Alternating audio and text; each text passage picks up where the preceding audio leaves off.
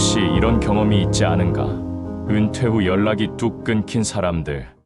한때 가까웠던 친구들이 하나둘 멀어지고 새로운 사람을 만나려 해도 어색하기만 한 그 순간을. 나이가 들면 친구가 줄어드는 것이 당연하다고 사람들은 말한다. 하지만 정약용은 다르게 보았다. 친구가 줄어드는 것이 문제가 아니라 어떤 친구와 함께하느냐가 문제다. 정약용은 18년의 유배 생활 동안 모든 것을 잃었다.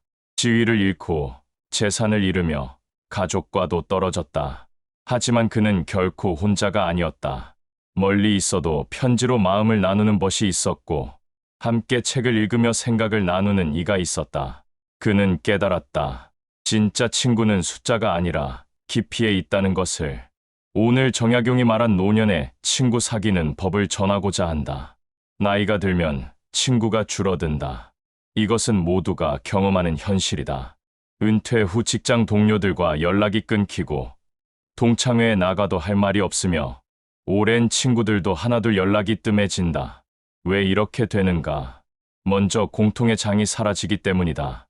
직장에 다닐 때는 매일 만났던 사람들. 은퇴하면 더 이상 만날 이유가 없다.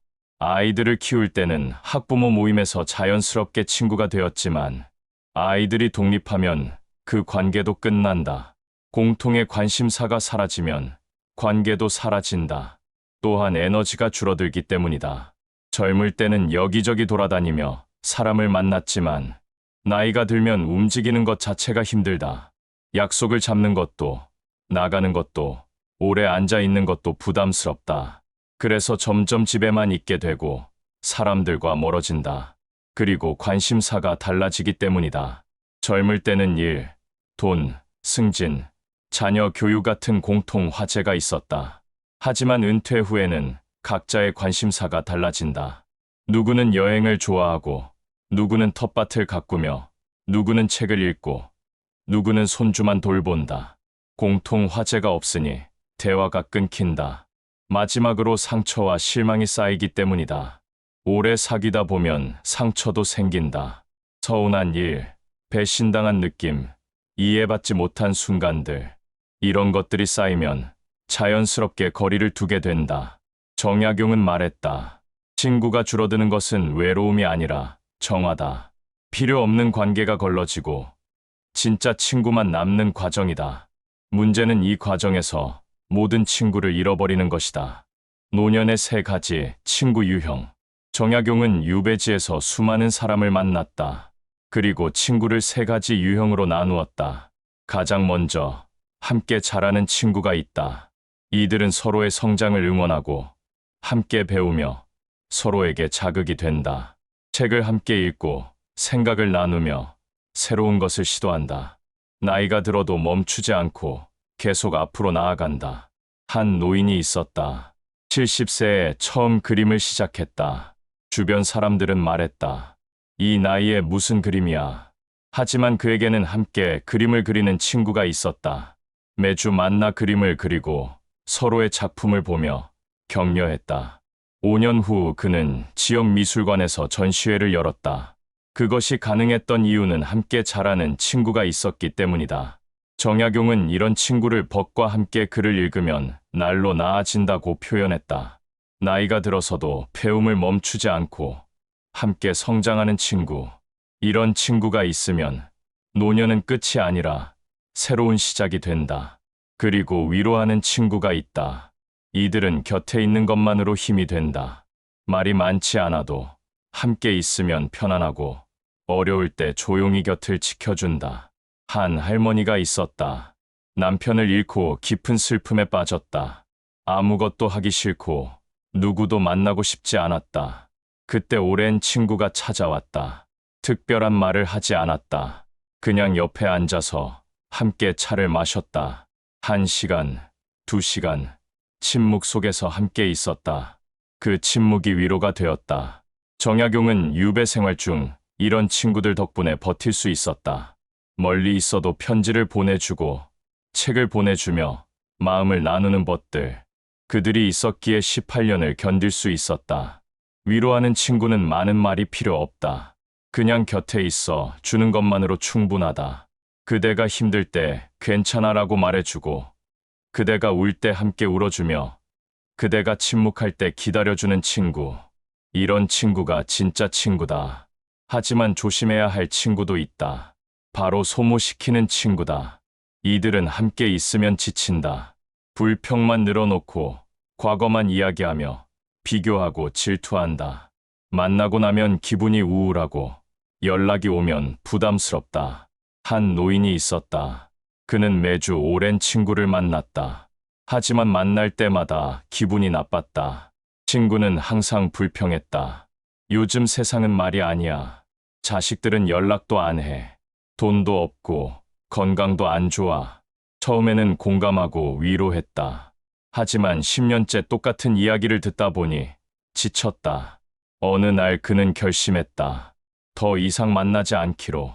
처음에는 죄책감이 들었다.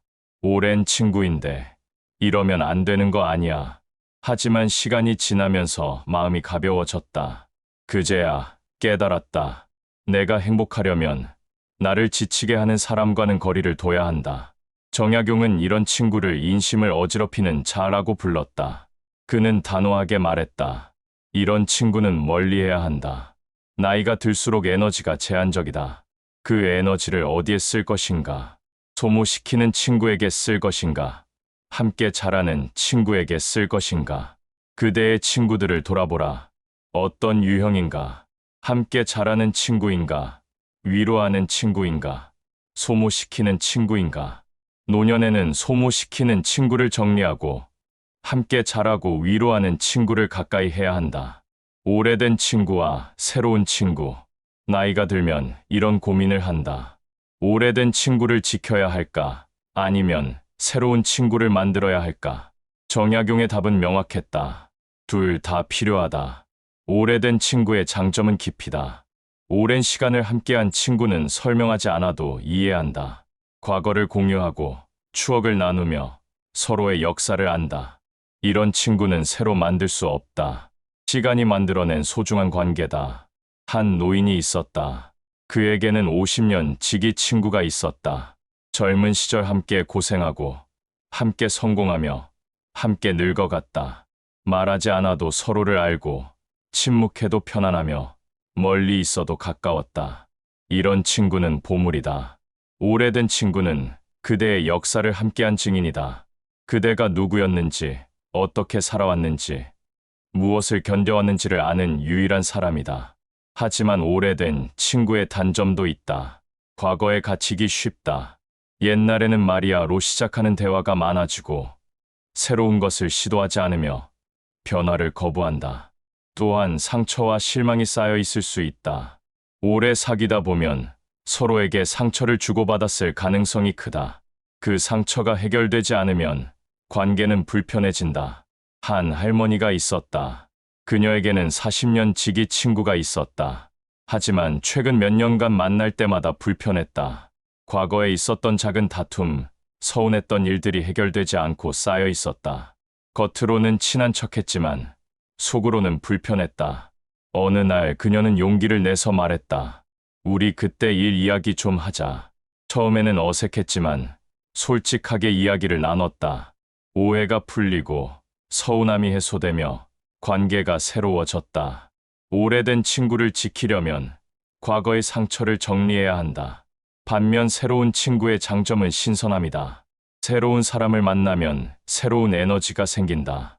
다른 관점을 배우고 다른 경험을 듣으며 다른 세계를 알게 된다. 나이가 들수록 새로운 친구를 만드는 것이 중요하다. 한 할아버지가 있었다.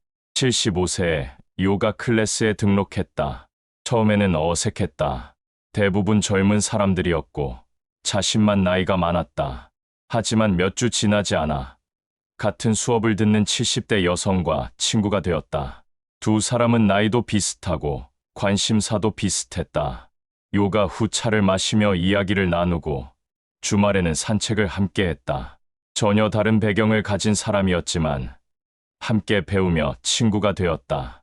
이것이 새로운 친구의 힘이다. 정약용은 유배지에서도 새로운 친구를 만들었다. 나이, 신분, 직업을 따지지 않고 마음이 맞으면 친구가 되었다. 그는 말했다. 벗을 택함의 신분을 따지지 말고 마음을 보라. 새로운 친구를 만드는 것이 어렵다고 느끼는가? 그것은 당연하다. 나이가 들수록 새로운 사람과 친해지는 것이 더 어렵다. 경계가 높아지고 익숙한 것을 선호하며 변화를 두려워한다. 하지만 불가능한 것은 아니다. 방법이 있다. 그리고 시도할 가치가 있다. 왜냐하면 새로운 친구는 그대에게 새로운 삶을 선물하기 때문이다. 새로운 친구를 사귀는 방법. 그렇다면 어떻게 새로운 친구를 사귈 수 있을까? 정약용이 제시한 방법을 전하고자 한다. 가장 먼저 공통 관심사로 시작하라. 친구는 억지로 만들어지지 않는다. 자연스럽게 형성된다. 가장 자연스러운 방법은 공통 관심사를 중심으로 만나는 것이다. 책을 좋아한다면 독서 모임에 가입하라. 운동을 좋아한다면 등산 모임이나 요가 클래스에 등록하라. 봉사에 관심이 있다면 자원봉사 단체에 참여하라. 공통 관심사가 있으면 대화가 자연스럽게 흐른다. 억지로 화제를 찾을 필요가 없고 함께 할 일이 있으니 자주 만나게 된다. 한 할머니가 있었다. 은퇴 후 혼자 지내는 시간이 많아지면서 외로움을 느꼈다. 그녀는 평생 꽃을 좋아했지만 본격적으로 배워본 적은 없었다. 용기를 내서 지역 문화센터의 꽃꽂이 수업에 등록했다. 첫날은 긴장되고 어색했다. 하지만 같은 반 할머니들과 꽃 이야기를 나누며 자연스럽게 친해졌다. 수업이 끝나면 함께 차를 마시고 주말에는 꽃 전시회에 함께 갔다. 1년 후 그녀는 말했다. 꽃꽂이를 배우러 왔는데 친구를 얻었어요. 정약용은 법과 함께 글을 읽으면 날로 나아진다고 했다. 함께 배우고 함께 성장하는 친구가 진짜 친구다. 그리고 먼저 다가가라. 나이가 들면 새로운 사람에게 먼저 다가가기 어렵다. 내가 먼저 말을 걸면 부담스러워하지 않을까? 나이 차이가 나면 어떡하지? 이런 걱정 때문에 주저하게 된다. 하지만 정약용은 말했다. 군자는 사귐에 담백하다. 과도하게 친하려 하지 말고 자연스럽게 인사하고 가볍게 대화를 나누라. 오늘 날씨 좋네요. 여기 자주 오세요? 이런 작은 대화가 시작이다. 한 할아버지가 있었다. 매일 공원을 산책했는데 매번 같은 시간에 산책하는 다른 할아버지를 봤다. 몇 달간 눈인사만 하다가 어느 날 용기를 내서 말을 걸었다. 매일 여기서 뵙네요. 저도 매일 산책하거든요. 그렇게 대화가 시작되었고 이제는 매일 함께 산책하는 친구가 되었다. 처음부터 깊은 친구가 되려고 하지 마라. 가벼운 인연으로 시작해서 시간이 지나면 자연스럽게 깊어진다. 또한 경청하는 것이 중요하다. 나이가 들면 자신의 이야기만 하고 싶어진다. 내가 젊었을 때는 말이야. 우리 때는 이랬는데. 하지만 이런 태도는 사람을 멀어지게 만든다. 정약용은 듣는 것이 말하는 것보다 중요하다고 강조했다. 상대방의 이야기를 진심으로 들어라. 공감하고 질문하며 관심을 보여라. 사람들은 자신의 이야기를 들어주는 사람을 좋아한다. 한 할머니가 있었다. 새로 이사 온 동네에서 친구를 사귀고 싶었다. 아파트 노인정에 나갔는데 다들 자기 이야기만 했다. 그녀는 다르게 접근했다. 다른 사람들의 이야기를 경청하고 질문하며 공감했다. 그래서 어떻게 되셨어요? 그때 많이 힘드셨겠어요. 사람들은 그녀를 좋아하게 되었고 자연스럽게 친구가 되었다. 말하기보다 듣는 것이 친구를 사귀는 더 빠른 길이다. 그리고 비교하지 말아야 한다. 나이가 들면 무의식적으로 비교하게 된다. 저 사람은 자식이 잘 됐네. 저 사람은 경제적으로 여유롭네. 이런 생각이 들면 관계가 불편해진다. 정약용은 말했다. 비교는 마음을 흐리게 한다. 각자의 삶을 존중하고 각자의 길을 인정하라. 누가 더 잘 사는지는 중요하지 않다. 중요한 것은 함께 있을 때 편안한가, 서로를 응원하는가이다. 마지막으로 꾸준히 연락하라. 친구 관계는 유지가 필요하다. 한두 번 만나고 끝나면 친구가 아니다. 꾸준히 연락하고 자주 만나며 관심을 표현해야 한다. 정약용은 유배지에서 편지로 친구와 관계를 유지했다. 지금은 전화, 문자, 카톡이 있다. 부담스럽지 않게 가볍게, 꾸준히 연락하라. 요즘 어떻게 지내세요? 날씨 좋은데 산책하실래요? 이런 작은 연락이 관계를 지킨다. 우정을 지키는 원칙. 친구를 사귀는 것도 중요하지만 관계를 유지하는 것은 더 중요하다. 정약용이 제시한 우정을 지키는 원칙을 전하고자 한다. 무엇보다 적당한 거리를 유지하라. 정약용은 군자의 사귐은 물과 같이 담백하다고 했다. 너무 가까우면 부담스럽고 너무 멀면 소원해진다. 적당한 거리를 유지하는 것이 중요하다. 매일 만날 필요는 없다. 가끔 만나도 연락이 뜸해도 마음만 통하면 친구다. 과도하게 친하려 하지 마라. 서로의 사생활을 존중하고 경계를 지키며 부담 주지 않는 관계가 오래간다. 그리고 주고받는 관계를 만들어라. 일방적인 관계는 오래가지 못한다. 한쪽만 주고 한쪽만 받으면 주는 쪽은 지치고 받는 쪽은 당연하게 여긴다. 친구 관계는 주고받아야 한다. 밥을 한 번 샀으면 다음에는 상대방이 사는 것이 자연스럽다. 도움을 받았으면 나중에 도움을 주는 것이 당연하다. 정약용은 교우이신 벗을 사귐에는 믿음으로 한다고 했다. 믿음은 주고받는 균형에서 생긴다. 또한 솔직하되 배려하라. 나이가 들면 솔직해진다. 그건 아니지. 내 생각은 다른데. 솔직한 것은 좋지만 배려가 없으면 상처가 된다. 정약용은 말했다. 진실을 말하되 상대의 마음을 헤아려라. 솔직하게 말하되 상대방의 입장을 생각하고 부드럽게 표현하라. 비판이 필요할 때도 먼저 상대방을 인정하고 그 다음에 의견을 말하라. 그리고 과거를 놓아라. 오래된 친구 사이에는 상처가 있을 수 있다. 과거에 서운했던 일, 오해했던 일, 다퉜던 일, 이런 것들을 계속 붙잡고 있으면 관계는 앞으로 나아갈 수 없다. 정약용은 과거는 교훈이지 감옥이 아니다라고 했다. 과거의 상처를 놓아라. 용서하고 이해하며 새롭게 시작하라. 마지막으로 함께 성장하라. 정약용이 가장 중요하게 여긴 원칙은 이것이다. 법과 함께 글을 읽으면 날로 나아진다. 친구는 함께 성장하는 관계다. 서로를 자극하고 서로에게 배우며 함께 앞으로 나아간다. 나이가 들었다고 멈추지 마라.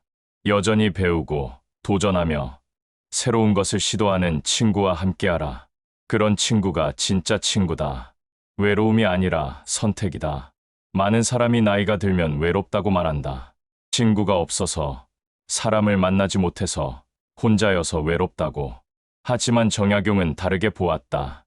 외로움은 사람이 없어서가 아니라 마음이 통하지 않아서다. 사람이 많아도 외로울 수 있다. 반대로 혼자 있어도 외롭지 않을 수 있다. 중요한 것은 양이 아니라 질이다. 100명의 피상적인 지인보다 1명의 진실한 친구가 낫다.